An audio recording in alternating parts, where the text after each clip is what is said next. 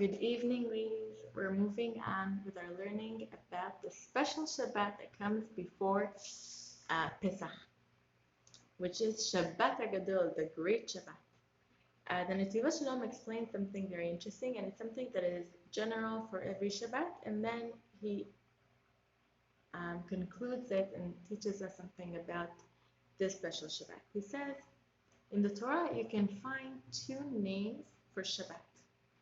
One that is Shabbat, and the second name that is very often mentioned is Yom HaShvi'i, which means the seventh day. And as we know, the pasuk says, "V'chul hashamayim v'haaretz v'chol tzeba'am v'echal Elokim b'yom hashvi'i b'kol melachto asher asa," which is something we say in Kiddush. We say the pasuk says exactly what happened. It says Hashem created the world in 6 days, and on the seventh day he rested, and that is the name that is mentioned again and again and again during the pasukim. The seventh day, the seventh day. And then on the other hand, we have a pasuk that says that Hashem tells Moshe, go notify the Jewish nation. It says something very interesting. It says actually, where is it? Emor livnei Yisrael, matana tova li bevet gnazai Shabbat Shema, which means go notify the Jewish nation that I have a present in bevet gnazai, which is like the place where I save all of my treasures. And the name of the present that is there is Shabbat. And that is something I want you to go notify the Jewish nation. And it's very strange because this comes already after the Jewish people got the Torah. After they went to Mount Sinai and they got the Torah, and they're told about the Shabbat, and they know about the seventh day, and they know that they need to save it and sanctify it and everything. And then they're being told about Shabbat. But they were told already about Shabbat. So why are they given Shabbat again, only now with a different name? So the sages explain to us, and also the Netivot Shalom says, there are two levels for Shabbat. The first level is Yom HaShvi'i, the seventh day. And that is something that is shared for the entire world.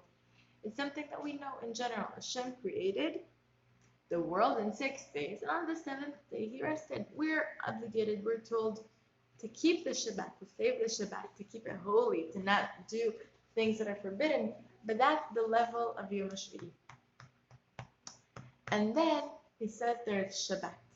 Shabbat is a higher level of understanding. Shabbat is it's a sign that we keep the covenant between us and Hashem.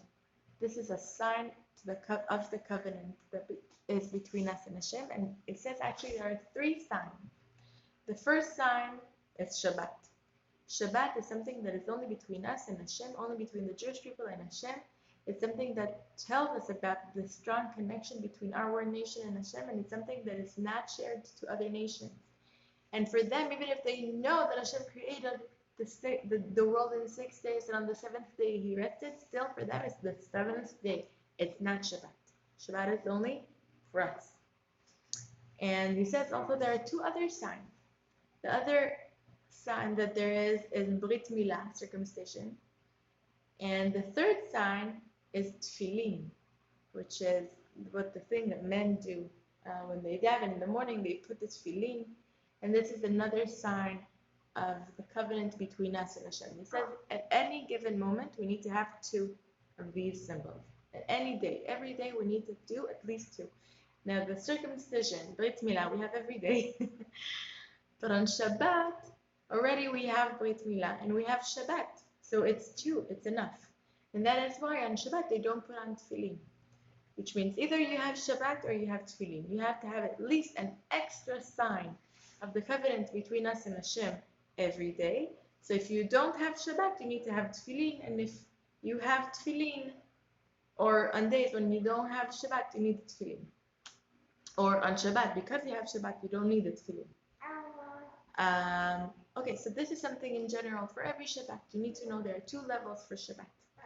And then he says the Shabbat Hagadol before Pesach is the Shabbat from which we draw the lights of the spiritual lights of Pesach When he says it's on Pesach, what happened is Hashem made this covenant between us and Hashem. On Pesach, Hashem took us out of Egypt. He chose us to be His nation. He gave us the Torah. He made this strong connection between us and Him. This was on Pesach. And that is why this Shabbat and Pesach, that it draws the spiritual lights of Pesach, that is why it's so meaningful. That is why it's so powerful. That is why it's related to the highest level of Shabbat. Not only Shvi'i, not only the seventh day. It's Shabbat. It's the covenant between us and Hashem.